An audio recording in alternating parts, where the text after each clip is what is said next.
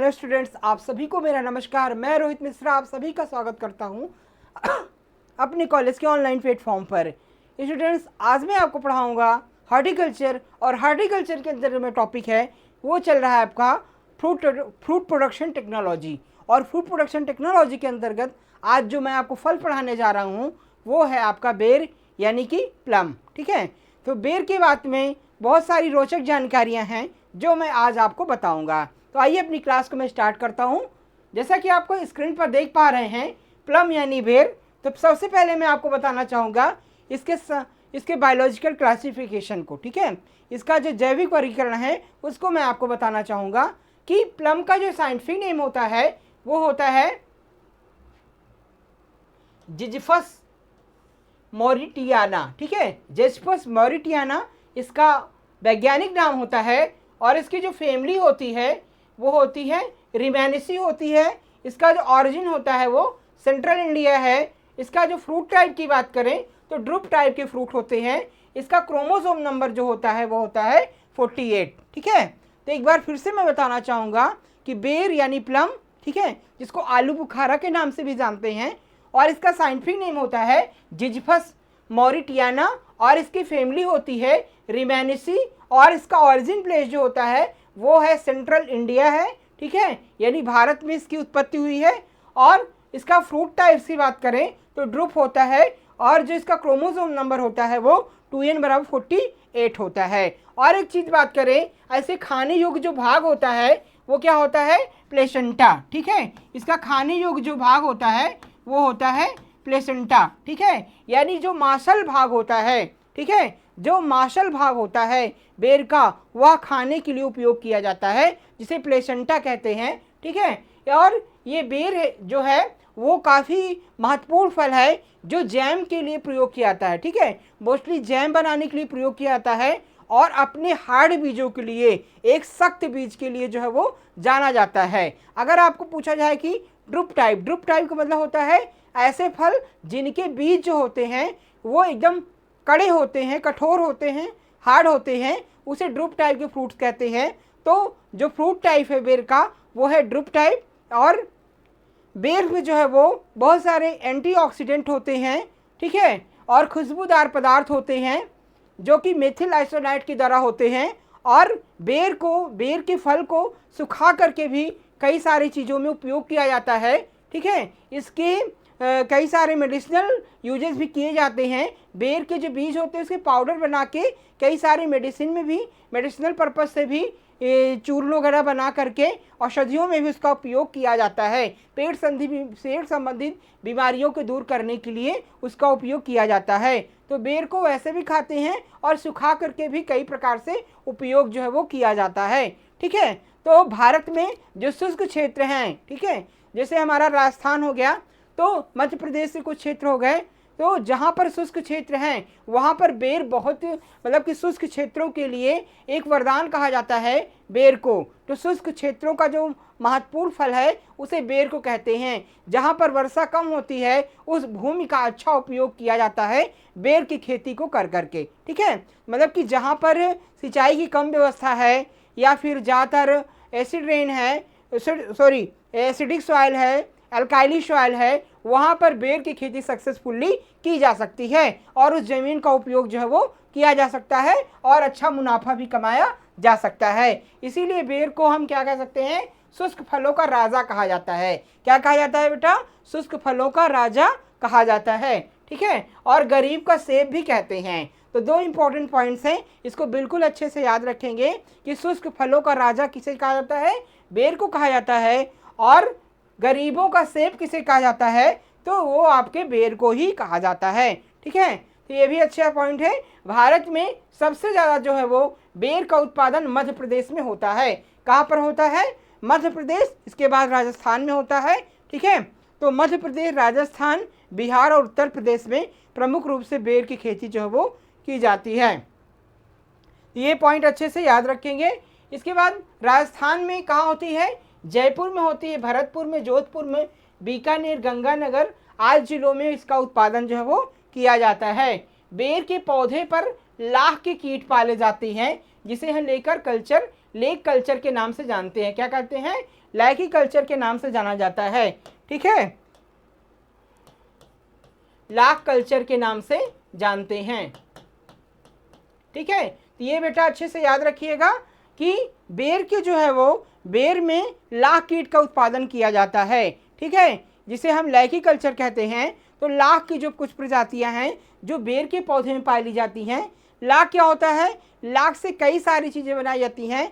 लाख जो है वो एक कीट होता है जिसके बॉडी से एक प्रकार का प्रोटीन सेक्रेट होता है, जिससे कि हम प्रिजर्व करके कच्ची लाख बनाते हैं और फिर धीरे धीरे उसको दूसरे कई सारी प्रोसेसिंग के बाद जो है उसे पका करके लाख तैयार की जाती है।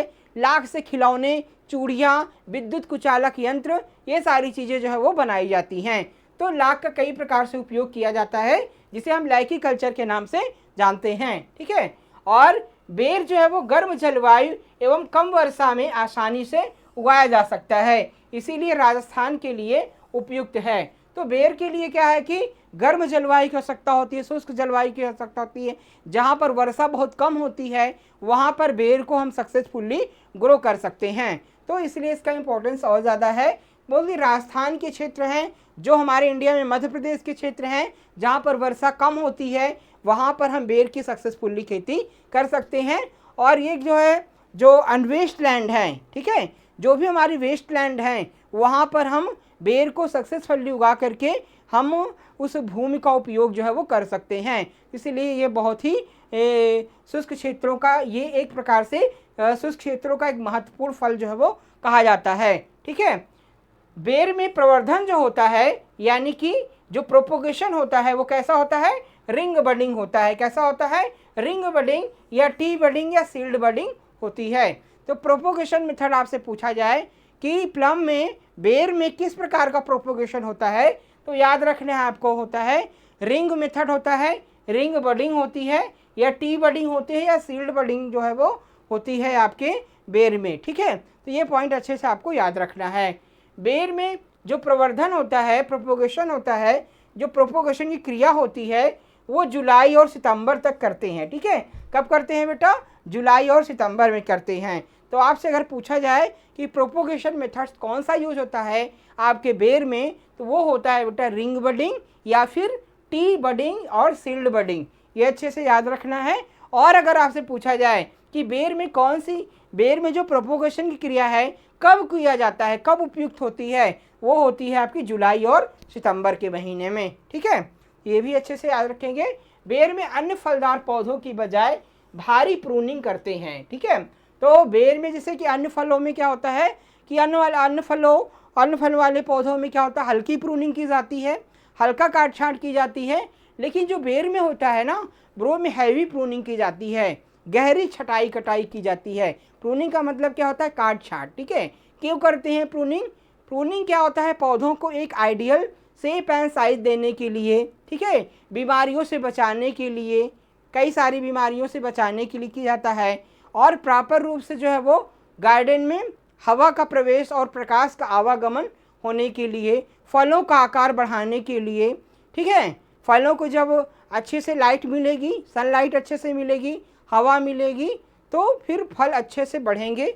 ठीक है, एक अच्छे साइज़ के होंगे।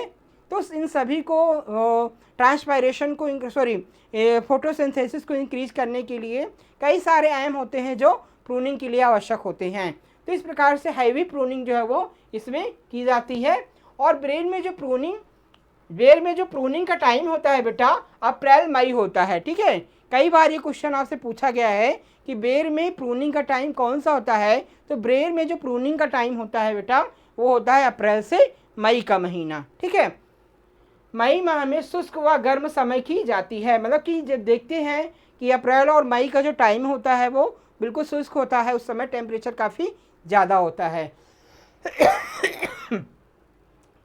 अब बात करें कि बेर के पौधे में वर्षा ऋतु में 6x6 मीटर की दूरी पर लगाए जाते हैं। ठीक है, अब बात की जाए डिस्टेंस की बात करूं, यहाँ किसकी बात है बेटा?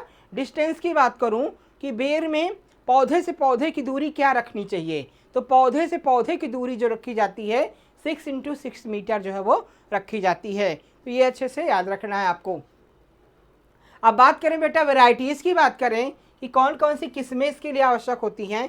तो अगेती किस्में हैं, इसे शुष्क क्षेत्र हेतु जनवरी के पहले सप्ताह में फल पक जाते हैं। ठीक है, अगेती किस्में शुष्क क्षेत्र हेतु जो है, यानी कि जो अगेती किस्में हैं अर्ली वेराइटीज़ हैं शुष्क क्षेत्रों के हेतु। ठीक है, तो अर्ली वेराइटीज़ कौन सी हैं, जैसे आपकी गोला हो गई। ठीक है, गोला लवण प्रतिरोधी किस्म होती है, तो ये काफ़ी महत्वपूर्ण प्रजाति है गोला। ठीक है, गोला जो बेर की प्रजाति है वो इसकी क्या विशेषता है, वो क्या होती है, लवण प्रतिरोधी होती है। लवणीय मृदाओं में इसको भी अच्छे से हम उगा सकते हैं। इसके बाद है कैथली। ठीक है, ये भी एक महत्वपूर्ण वैरायटी है जो शुष्क क्षेत्रों में अगेती किस्म है। इसके बाद सेब। ठीक है, देखिए सेब जो है कई बार कॉम्पिटिटिव एग्जाम्स में पूछ लिया जाता है निम्नलिखित में सेब किसकी प्रजाति है, तो हम कभी कभी सेब की तो हम कंफ्यूज हो जाते हैं। तो सेब जो है वो किसकी किस्म है, बेर की किस्म है, ये हमें याद रखना है। ठीक है, थार सेविका ये भी एक महत्वपूर्ण किस्म है शुष्क क्षेत्रों के लिए, जिसका नाम है थार सेविका। ठीक है, खांसी आने लगी मुझे, पता नहीं क्या, अक्सर डिजिटल बोर्ड के सामने आओ तो चलो कोई बात नहीं। इसके बाद थार भूवराज। थार भूवराज भूसावर भरतपुर के लिए चयनित की गई है, मतलब कि थार भूवराज जो है वो राजस्थान के लिए उपयुक्त किस्म है। गोमा कीर्ति ये नई किस्म है। ठीक है, गोमा कीर्ति कैसी किस्म है, ये एक नई किस्म है। सेलेक्टेड सफेदा पंजाब व हरियाणा में प्रचलित किस्म है। सेलेक्टेड सफेदा जो है वो पंजाब में और हरियाणा की किस्म है। ठीक है, इसके बाद मध्यम पकने वाली जो किस्में हैं, अभी तक आपने पढ़ा अर्ली मैच्योरिटी वेराइटीज़। इसके बाद जो है जो मीडियम मैच्योरिटी वेराइटीज़ हैं वो जनवरी के अंतिम सप्ताह तक पकती हैं। ठीक है, जो मीडियम मैच्योरिटी वेराइटीज़ हैं वो कब पकती हैं, जनवरी के लास्ट वीक में जो है वो पकती हैं। ठीक है, जैसे आपका कि मुंडिया हो गई, मुंडिया जो है वो एक मध्यम पकने वाली किस्म है।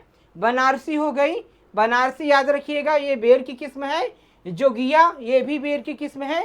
टिकड़ी ये सब जो है वो मध्यम पकने वाली प्रजातियां हैं। ठीक है, बनारसी, जोगिया और टिकड़ी ये काफ़ी महत्वपूर्ण प्रजातियां हैं जो मध्यम मैच्योरिटी की वैरायटीज़ हैं। ठीक है, इसके बाद महरून ये भी एक इम्पोर्टेंट अक्सर पूछी जाती है, एक महत्वपूर्ण प्रजाति है महरून। ठीक है, फल मक्खी के प्रति प्रतिरोधी है। आज पूछा जाए कि फ्रूट फ्लाई के लिए रेजिस्टेंस वैरायटी कौन सी है, तो वो है आपकी महरून। महरून क्या है, फ्रूट फ्लाई के प्रति एक रेजिस्टेंस वैरायटीज़ है और मध्यम किस्म है जो मध्यम पकने वाली किस्म के नाम से जानती हैं। ठीक है, इसके बाद फिर पछेती किस्म कौन सी है, कुछ लेट वैरायटीज़ हैं आपके प्लम की, कुछ लेट वैरायटीज़ हैं जैसे कि आपकी ये फरवरी मार्च में पकती हैं। तो लेट वैरायटीज़ कौन सी हैं, ये जो फरवरी माह में पकती हैं। ठीक है, फरवरी और मार्च में, जैसे आपकी उमरान काठा। ठीक है, उमरान काठा जो कि राजस्थान से उद्भव त्रिगोणित किस्म है। इलायची, ठीक है, ये देखिए बहुत ही इंपॉर्टेंट किस्म है। इलायची जो है वो यह एक बीज रहित किस्म है। पहले हम जानेंगे कि इलायची किसकी किस्म है। इलायची बेर की किस्म है और सीडलेस वैरायटी है।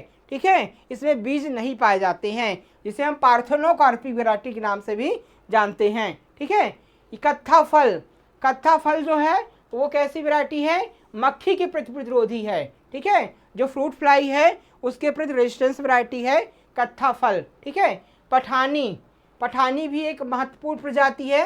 ठीक है, अन्य किस्में हैं, अदर वैरायटीज़ हैं प्लम की, जैसे चौमू, अगेती, बगवाड़ी व नारनौल, ये सारी किस्में हैं आपकी बेर की। ठीक है, अदर वैरायटीज़ में हैं। अब इंसेक्ट की बात करें, कीट की बात करें, इसे फल मक्खी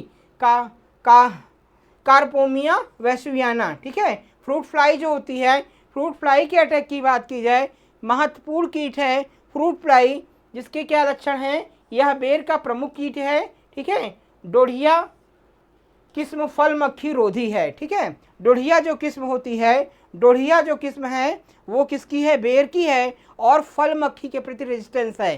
ठीक है। तो डोढ़िया किस्म को उगाने से फल मक्खी का प्रकोप जो है वो बेर के पौधे में नहीं होता है। तो याद रखिएगा, डोढ़िया जो किस्म है वो कि आपकी फ्रूट फ्लाई के प्रति रेजिस्टेंस वैरायटी है, ठीक है। और फ्रूट फ्लाई जो है वो एक बेर का एक महत्वपूर्ण कीट है, ये भी अच्छे से याद रखना है, ठीक है। इसके नियंत्रण की बात करें तो मैलाथियन 0.5% का छिड़काव करके इसका कंट्रोल जो है वो किया जा सकता है।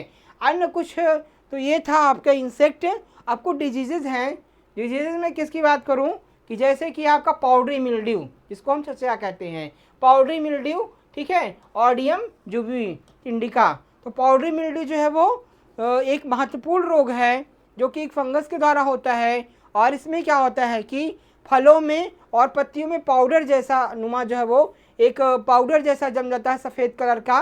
तो इससे क्या होता है कि इससे जो क्या होते हैं, फल जो है वो सही से वृद्धि नहीं कर पाते हैं, पत्तियां छोटी रह जाती हैं, प्रकाश संश्लेषण क्रिया प्रभावित हो जाती है, जिससे कि बेर में जो है वो बेर की क्वालिटी जो होती है वो डिक्रीज हो जाती है और पौधों जो है वो सही से वृद्धि विकास नहीं कर पाते हैं। तो इस प्रकार से कुछ महत्वपूर्ण डिजीजेज थी आपकी बेर की, वो मैंने आपको बता दिया। तो इस प्रकार से बेर के बारे में आपने पढ़ा जो है वो, तो बेर के बारे में ये सारे इंपॉर्टेंट फैक्ट्स हैं जो आपको एग्ज़ाम में पूछे जाते हैं और ऐसे ही आपको लिखना है, ठीक है। तो आपको ये सारी चीज़ें मैंने बताया, बेर का बायोलॉजिकल क्लासिफिकेशन, ठीक है, बेर का क्या उपयोग है, बेर का क्या जो है वो कौन कौन सी इंपॉर्टेंट वैरायटीज़ हैं, बेर की कटिंग की टेक्निक्स क्या है, बडिंग की प्रोपोगेशन मेथड कैसा यूज़ किया जाता है बेर में, और डिस्टेंस क्या होती है, ठीक है, और बेर में लगने वाले इंसेक्ट और पेस्ट कौन कौन से हैं, इन सभी टॉपिक्स के बारे में मैं अच्छे से आपको बताया। तो आज की क्लास में बस इतना ही। नेक्स्ट क्लास में हम नए टॉपिक के साथ आपसे फिर मिलेंगे। आप सभी को बहुत बहुत धन्यवाद।